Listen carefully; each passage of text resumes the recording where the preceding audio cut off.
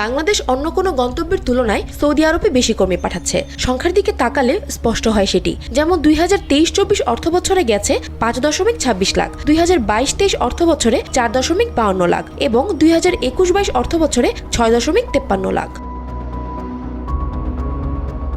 অর্থাৎ গত 3 অর্থবছরে কর্মের সন্ধানে যত বাংলাদেশি বিদেশে গমন করেন তার প্রায় অর্ধেকই উপসাগরের দেশটিতে গিয়েছেন।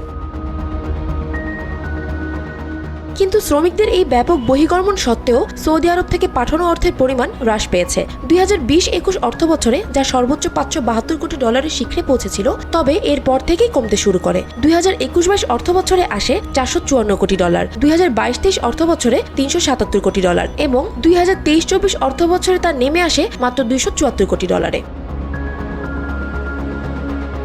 অন্যদিকে সংযুক্ত আরব আমিরাত ইউআই গত 3 বছরে সৌদি আরবে মাত্র অর্ধেক কর্মী নেয়, যার সংখ্যা মাত্র 2.46 লাখ হলেও দেশটি থেকে 2023-24 সালে 464 কোটি ডলারের রেমিটেন্স পেয়েছে বাংলাদেশ। অর্থাৎ সৌদি আরব থেকে আসা রেমিটেন্সের থেকে প্রায় দ্বিগুণ প্রবাসী আয় পাওয়া গেছে দেশটি থেকে।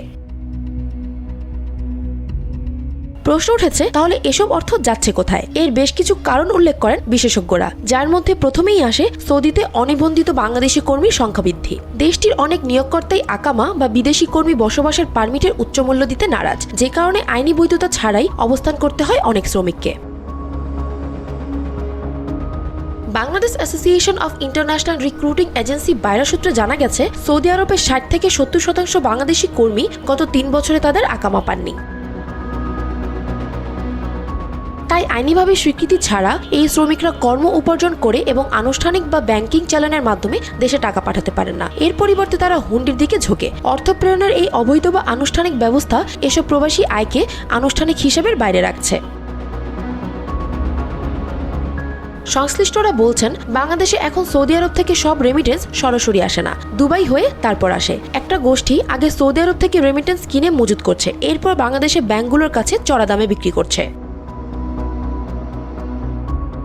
সৌদি আরব থেকে আনুষ্ঠানিক চ্যানেলে আসা রেমিটেন্সের পতনের সাথে শুধু অনিবন্ধিত শ্রমিক বা অবৈধ অর্থ স্থানান্তর জড়িত নয়, এর সঙ্গে অন্য বিষয়ে কাজ করছে বলে জানান খাত সংশ্লিষ্টরা।